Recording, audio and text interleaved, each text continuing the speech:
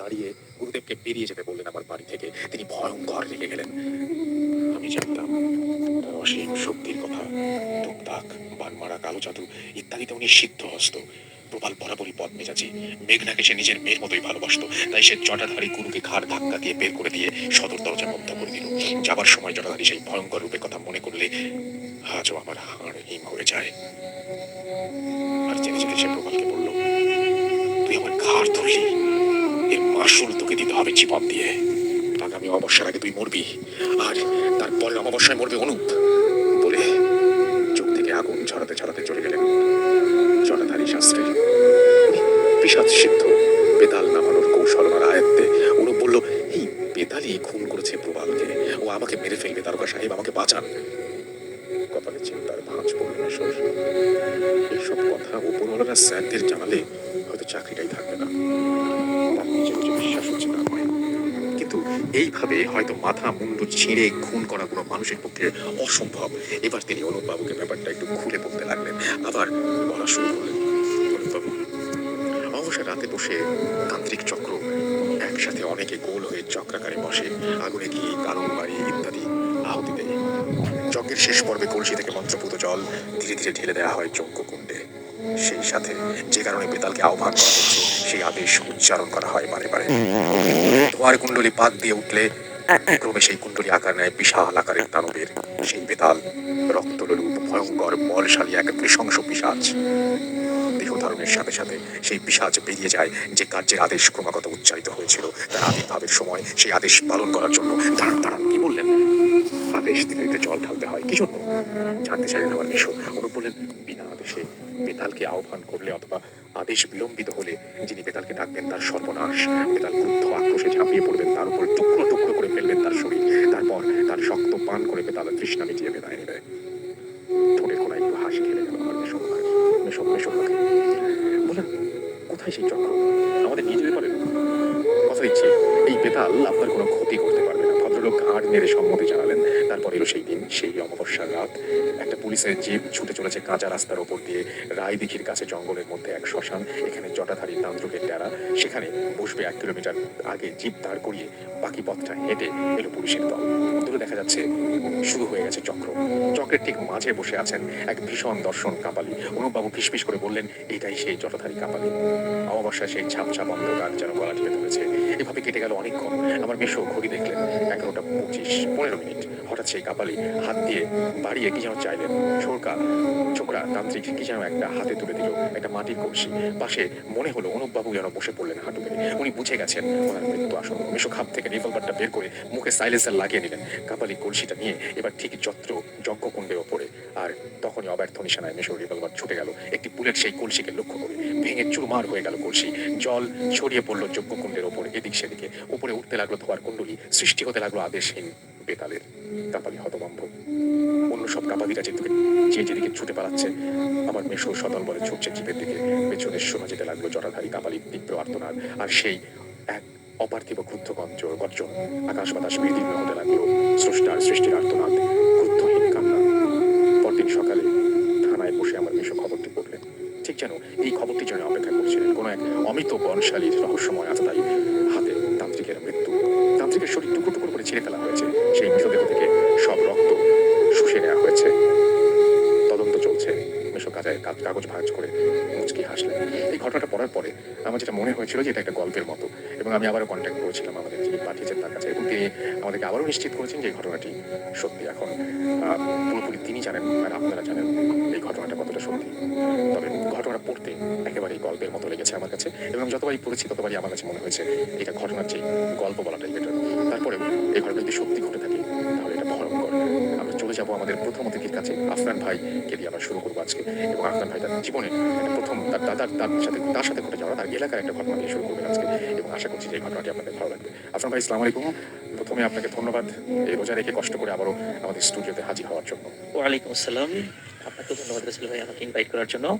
আসলে প্রায় 2 মাস আসা হয় না। তার সবসময়ই আসলে মনে হয় যে আসবো আসবো, আসলে সময়টা মেলানো একটু কঠিন হয়ে যায়। আর তারপরে তো কাজ থাকে, আমি জানি আপনি খুব ব্যক্তিগত একটা কাজে ব্যস্ত ছিলেন, জি, সেটা আমি জানি। তো যাই হোক, আল্লাহর অশেষ রহমতে আসতে পেরেছি, আলহামদুলিল্লাহ। রাসেল ভাই, আজকে আমি আমাদের রাজবাড়ী জেলার একটা ঘটনা শেয়ার করব। তো ঘটনাটি আসলে আমার বাসার খুব কাছেই, মানে একদম মানে খুব কাছাকাছি মানে ঘটনা আর কি, হুম। খুব বেশি দূরেও নয়, এই জন্য ঘটনাটি সংগ্রহ করতে আমার বেশি বেগ পেতে হয়নি। তো ঘটনাটি রাসেল ভাই ঘটেছিল 1987 সাল, 86 বা 87 সালের দিকের ঘটনা এটা। তো ঘটনাটি যার সঙ্গে ঘটেছিল ওনার নাম হচ্ছে নিতাই। আচ্ছা, আর উনি পেশায় ছিলেন একজন ডোম।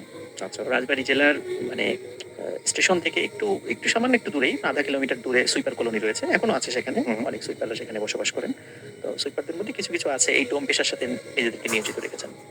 তো ওখানে অনেক প্রবীণ একজন ডোম ছিল, তার নাম ছিল নিতাই। আচ্ছা। তো উনি বেশ মানে খুব দক্ষ একজন ডোম ছিলেন, মানে খুব দক্ষতার সাথে উনি অনেক পোস্টমর্টেম গুলো করতে পারতেন। এই জন্য স্পর্শকাতর যেই লাশগুলো আসতো হুম, হুম। সেগুলো সাধারণত তাকে দিয়েই কাটা হতো। এবং ওনার আরেকটা বৈশিষ্ট্য ছিল, সাধারণত আমরা জানি যারা ডোম, তারা যখন লাশ কাটার সময় কিন্তু তারা একটু মানে একটু ড্রিঙ্কস করে নেন আর কি।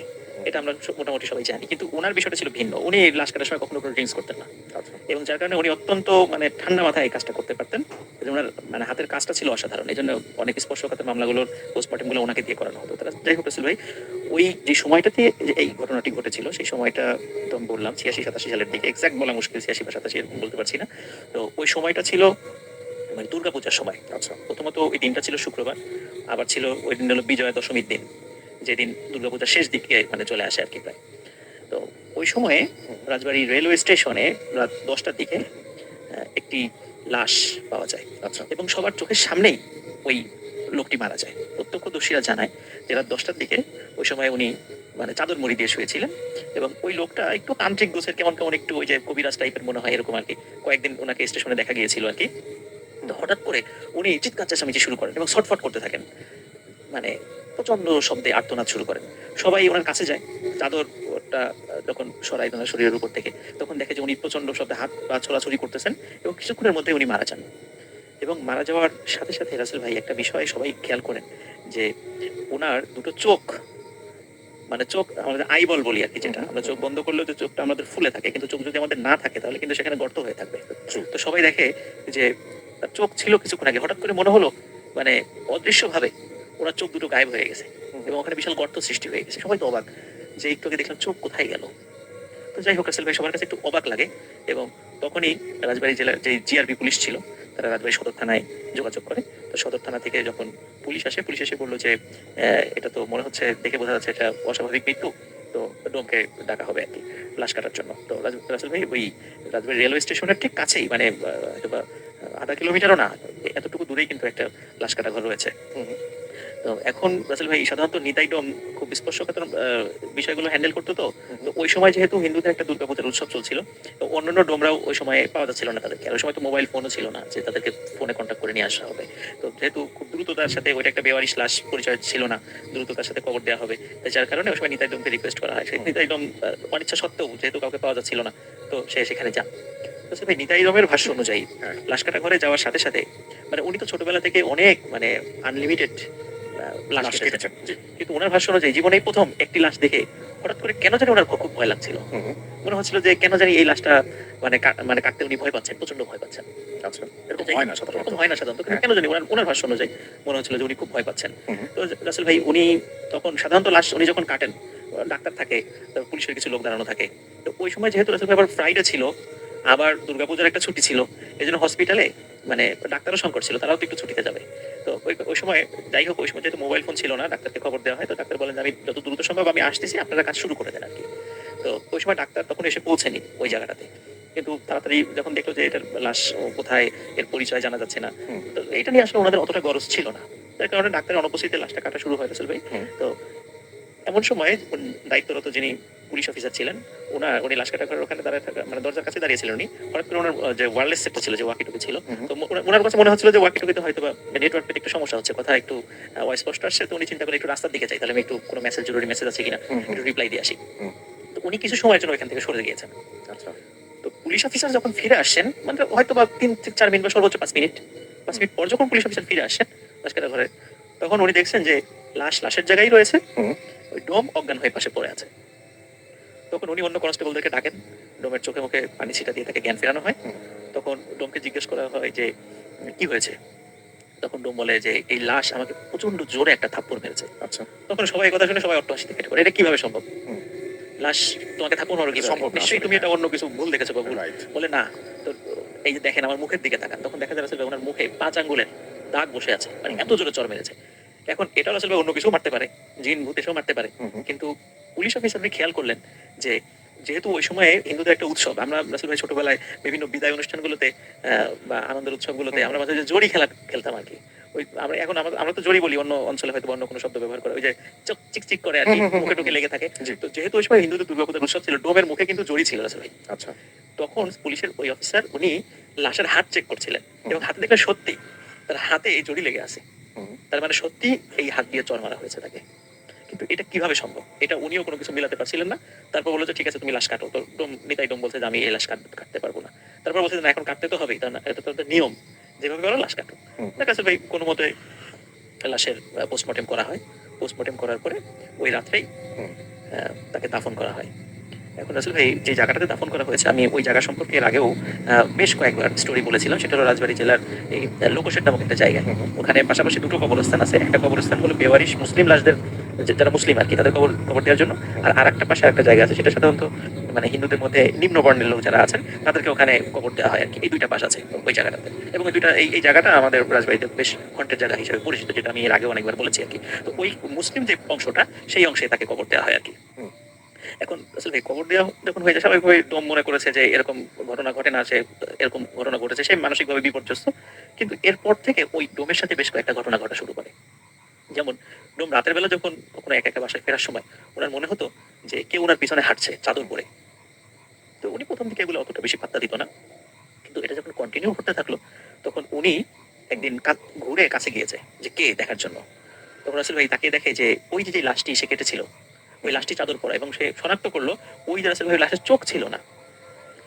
উনি খেয়াল করলেন যে এই আমাদের চোখের যে জায়গাটা, সেটা বিশাল গর্ত হয়ে আছে, সেখানে কোনো চোখ নেই।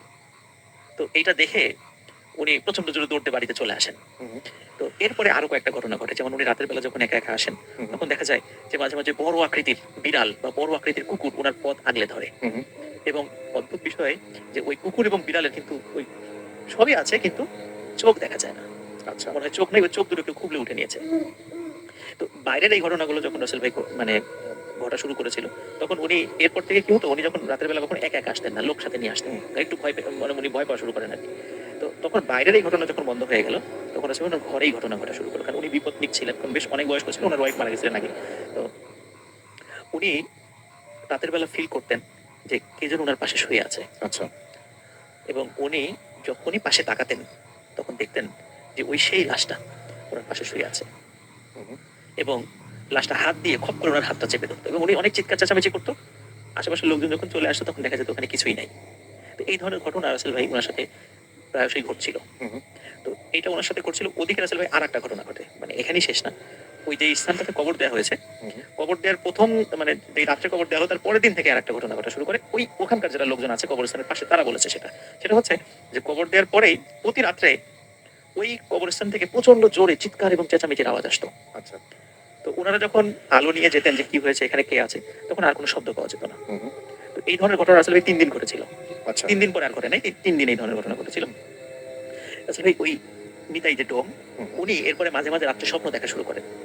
স্বপ্নে দেখছেন যে ওই সেই লাশটা বড় একটা রামদা হাতে নিয়ে ওনাকে তাড়া করছে, এবং বলছে যে তাড়াতাড়ি আমাদেরকে যেখানে কবর দেওয়া হয়েছে, আমার কবরটা অন্য জায়গায় দে, এখান থেকে সরাতে হবে। তো এখন রাসেল ভাই মানে উনি তো একজন ডোম, স্বাভাবিকভাবে নিম্ন বর্ণের লোক, ওনার কথা কেন শুনবে লোকজন, এটাও একটা বিষয়। তারপরে উনি ওখান থেকে যখন এই ধরনের স্বপ্ন উনি বারবার দেখছিলেন, তখন উনি ওই কবরস্থানের পাশের প্রতিবেশীদের গিয়ে এই বিষয়টা শেয়ার করার পরে প্রতিবেশীরা বলেন হ্যাঁ আমরাও তো তখন এই বিষয়টা প্রকাশ হয় যে হ্যাঁ আমরাও এরকম শব্দ শুনেছি এখানে। তখন প্রতিবেশীদের সহযোগিতা বলে আচ্ছা ঠিক আছে, তাহলে আমরা এইটা কবরটা এখান থেকে সরিয়ে একটু অন্য জায়গায় দিয়ে দিই। রাসেল ভাই ওই কবরটা আসলে ওনারা ভুল করে এমন একটা জায়গায় দিয়ে ফেলছিলেন রাতের বেলা, বুঝতে পারেন নাই। যেটা হলো ওই কবরস্থানের ঠিক কাছাকাছি আরেকটা কবরস্থান আছে, যেখানে মানে ওই এলাকার কিছু লোকজন মারা গেলে সেখানে কবর দেওয়া হয়। এটা বেওয়ারিশ লাশদের কবরস্থান না। ওনারা ভুল করে আসলে ওই জায়গাটা রাতের বেলা কবর দিয়ে ফেলেছেন, অতটা বুঝতে পারেননি, না বুঝে এটা দিয়ে ফেলেছিলেন আর কি। তো ওই জায়গাটাতে একজন নামাজি ব্যক্তির একটা কবর ছিল। তো ওই কবরে ওনার কবর হয়ে গিয়েছিল। কিন্তু ওনারা যখন কবর খুঁড়েছেন, কবর খোঁড়ার পর অদ্ভুত একটা ব্যাপার রাসেল ভাই সবাই খেয়াল করেছেন, সেটা হচ্ছে ওই ডেড বডির মাথা ছিল না। মানে ওনারা পোস্টমর্টেম করার পর তো তাকে দাফন করেছে, দাফন করার পর ওনারা যখন কবরটা খুলেছে, তখন দেখে যে এই লাশ ঠিকই আছে, 4-5 দিন একটু নষ্ট হয়ে গেছে কিছুটা, কিন্তু দেহতে কোনো মাথা নাই। আচ্ছা, এটা সবার মনে একটা সন্দেহের উদ্রেক করে এবং ওই নিতাইডম বলে যে মাথাটা নিশ্চিত ধারালো কোনো কিছু দিয়ে কেটে নিয়ে যাওয়া হয়েছে, এরকম একটা নিদর্শন আছে, মানে তারা বুঝতে পারছে। তখন ওই নিতাইডম মানে সন্দেহ করে যে এই লোকটি নিশ্চয়ই কোনো ব্ল্যাক ম্যাজিকের সাথে জড়িত ছিল। আচ্ছা। তো আসলে ভাই এখানে একটা বিষয় বলে রাখা ভালো যে যারা ব্ল্যাক ম্যাজিক করেন বা এই কোন তন্ত্র সাধনা করেন, আমরা অনেক সময় শুনেছি এবং এটা নতুন কিছু না, এটা হাজার হাজার বছরের পুরাতন একটা বিষয় যে তাদের কবর কবর হয়ে গেলে অনেক সময় অন্য তান্ত্রিকরা এসে ওই রিচুয়াল করার জন্য বা তাদের তন্ত্র সাধনার জন্য এই মাথাগুলো তারা কেটে নিয়ে যান। জি। এই ধরনের ঘটনা মানে অনেক হাজার হাজার বছর আগে থেকে ঘটে আসে বা এখনো ঘটছে এটা। তো ওনারা পরবর্তীতে লাশটা ওই বেওয়ারিশের ওইখানে মানে ওইখানে সরিয়ে নিয়ে আসেন এবং ওইটা নিয়ে আসার পরে রাসেল ভাই এই মাসখানেক পরে ওই ব্যক্তির মানে ঠিকানা পাওয়া যায়। ওনার বাড়ি ছিল মানে কুমারখালীর ওইদিকে, কুষ্টিয়ার কুমারখালীর ওইদিকে ওই লোকটির বাড়ি ছিল। উনি আসলেই মানে ব্ল্যাক ম্যাজিক প্র্যাকটিস করতেন। আচ্ছা। এবং ওনার ব্ল্যাক ম্যাজিক প্র্যাকটিস করার কারণে বেশ কিছু কারণে গ্রাম থেকে ওনাকে বিতাড়িত করা হয়েছিল। হুম। পরে উনি কিছুদিন রাজবাড়িতে আসছিলেন এবং উনি ওই হঠাৎ করে রাত্রেবেলা উনি মারা যান এবং তারপরে এই ধরনের কিছু অদ্ভুত ঘটনা ঘটে। তো আসলে নিতাইডম অনেকদিন জীবিত ছিলেন। তো যখন ওনার কবরটা সরিয়ে আনা হয় তারপর থেকে ওই ধরনের ঘটনা ওনার সাথে কোনো দিন ঘটে নাই। এখনো ওনার ফ্যামিলির লোকজন মানে পারিবারিকভাবে এই ডোমের পেশার সাথে জড়িত আছেন আর কি রাজবাড়িতে। তো এটাই ছিল রাসেল ভাইয়ের first story. Okay, thank you so much. আপনার প্রথম ঘটনার জন্য আপনাকে অনেক ধন্যবাদ এবং আশা করছি যে এই ঘটনাটি আপনাদেরও ভালো লেগেছে। ভালো লাগলে অবশ্যই আমাদের জানাবেন। এখন যেটা করবো সেটা হচ্ছে সরাসরি চলে যাব কিছু আপনাদের পাঠানো কমেন্টে এবং আপনারা আমাদের যে টুইটার সেই অ্যাকাউন্টে আপনারা আবার এখানে আপনারা ইনক্লুড করেছেন, সেখানে আমি একটু দেখব যে আমাদের কাফিরুল ইসলাম আমাদের লিখেছেন যে হাই রাসেল কেমন আছেন এবং ফুটেফিমের সঙ্গে ছিলাম, সারা জীবন থাকবো। Thank you very much. আমাদের সাথে আছেন দেখতে পাচ্ছি রাহি চৌধুরী, এছাড়াও এলসি রনি আমাদের সঙ্গে আছেন ফারহান শাহরিয়ার, ইফতেখার আরিক আমাদের সাথে আছেন। এছাড়াও দেখতে পাচ্ছি আমাদের সঙ্গে আছেন নাজিয়াত তাজরিয়ান, সাইফুল ইসলাম SR, নাজিয়াত আমাদের সাথে আছেন তানিমুল ইসলাম, আরো অনেকেই, কাউসার আহমেদ রূপ আমাদের সাথে আছেন, ফারহান শাহরিয়ার আছেন আমাদের সঙ্গে, পারভেজ আশুগঞ্জ থেকে, এছাড়াও মিনহাজুল ইসলাম মামুন আমাদের সঙ্গে আছেন, দেখতে পাচ্ছি ইমরান, শান্তা ইসলাম প্রতিদিনের মতো আজকে আমাদের সাথে আছেন, আমাদের সাথে জান্নাত মিম আমাদের সাথে জয়েন করেছেন এই মুহূর্তে মহাসিন। ওকে, এবং খুব ভয় লাগছে তিনি সেটা জানিয়েছেন। জনি আমাদের সাথে আছেন নাজিয়াত, এছাড়াও RS রাহাত, তারিক ইসলাম এবং তিনি নয়াপাড়া নারায়ণপাড়া নাটক থেকে আছেন তিনি, ইফতেখার আরিক রিফাত এবং আমাদের সঙ্গে আরো অনেকেই দেখতে পাচ্ছি আছেন এখানে। অনেকে অ্যাপ দিয়ে শুনছেন, যেমন বিশাল বৈরাগী রাজভিদ, তিনি অ্যাপ দিয়ে শুনছেন এই মুহূর্তে আমাদের সঙ্গে। এছাড়াও আবু রহমান ফয়সাল, সঞ্জিদা রহমান নিশি, রায়হান খান, ইটস শান্ত, MD আশিক সরকার, জুবায়ের মাসুদ, তানভীর আহমেদ, রাকিব হাসান, মীর রাব্বি, সাইফুল ইসলাম SR আমাদের সঙ্গে। এছাড়াও দেখতে পাচ্ছি MH সোহাগ সহ আরো অনেকে আমাদের সাথে আছেন। আমাদের যে ভূত এফএমের যে পেজটা, সেই ভূত এফএমের পেজেও এই মুহূর্তে অনেকে আমাদের সঙ্গে আছেন এবং কথা বলছেন তারা, এবং তার মধ্যে আমি দেখতে পাচ্ছি যে সেকেন্ড স্টোরিটা ভালো